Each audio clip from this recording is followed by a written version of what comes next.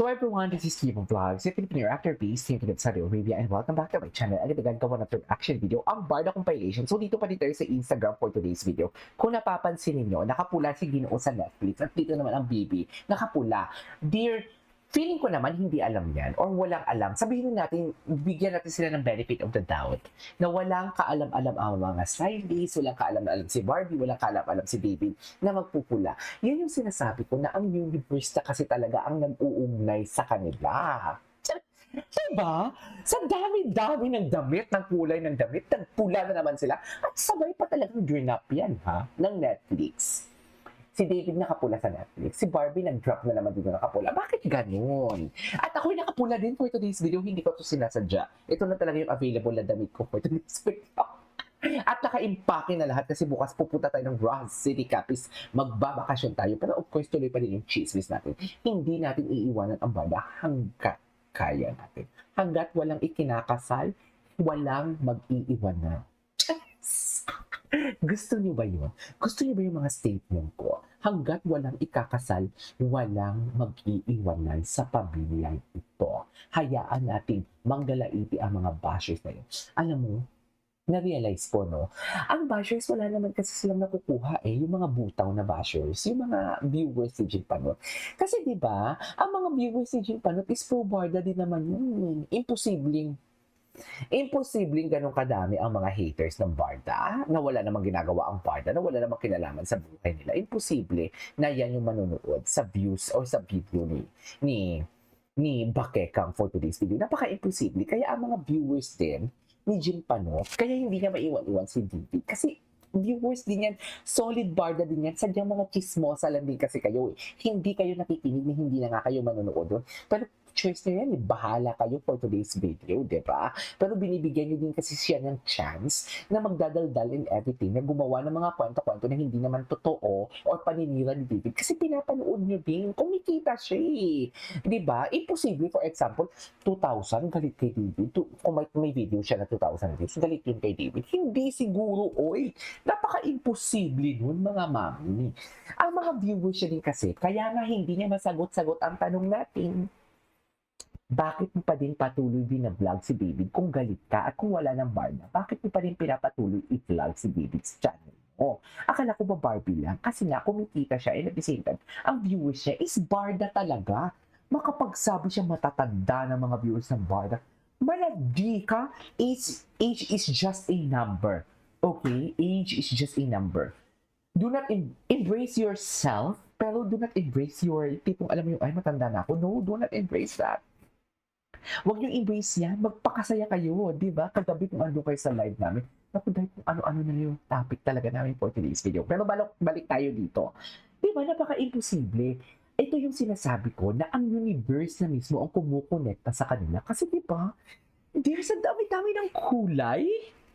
Nakapula na naman talaga sila. Yung totoo. Sige, sabihin na natin wala silang alam sa isusuot ni Kinuusan sa naka-color red si Ginoo, walang alam si Baby, si Barbie wala din alam si David sa isusuot ni Barbie dito sa whoopee clothing and everything for tonight's nice print party and everything. Sabihin natin wala silang kaalam-alam, pero diba ang universe na nga mismo talagang umuugnay sa kanila para hindi tayo maubusan ng chismis. Nag-gets nyo ba ako? Sana mag-gets nyo ko, diba? Kung ang universe na sumasang-ayon, diba? Ang tadhana nga sumasang-ayon. Di ba? Ang sabi ko nga sa inyo, hanggat walang ikinakasal, hayaan natin sila. Yeah. Patuloy pa din tayong mamamayagpag for today's video. Tama ba yun? Anyways, ang ganda ni Barbie dito. Para talaga siyang manika. Tingnan na natin si Janra. Kasi si Janra, may pakilikili na si Janra. Kabahan na kayo. Oh my God, ang mahal ng shoes na to. Gustong-gusto ko tong shoes na to.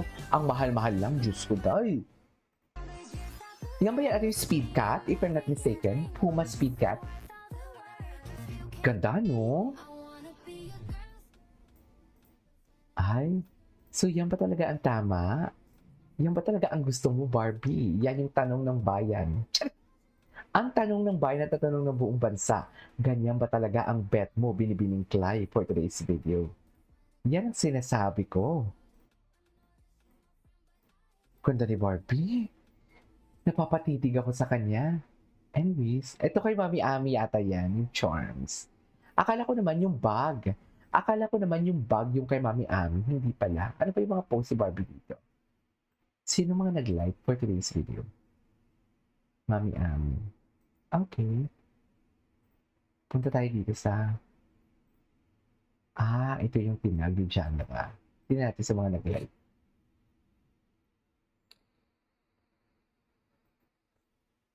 Okay. Titingnan natin. Tingnan natin kung ano yung mga hashtag. Hashtag Barda. Tingnan natin kung ano.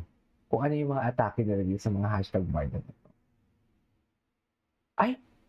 Ay, na-meet ko na to si Mami. From Barda Royal.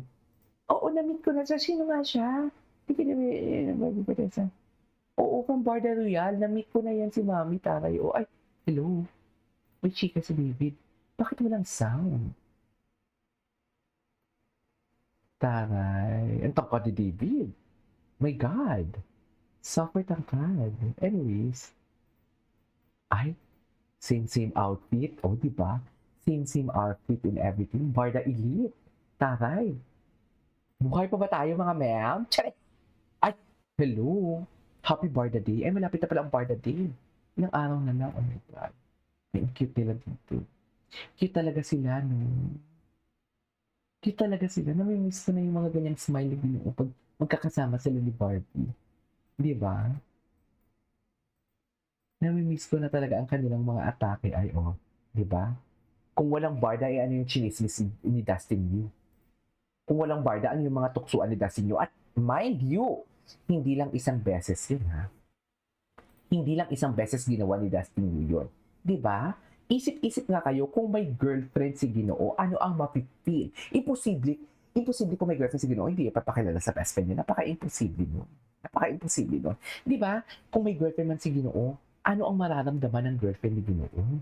Na can you just imagine? Bakit niya tinutukso ikaw kay Barbie? Ako ang girlfriend mo.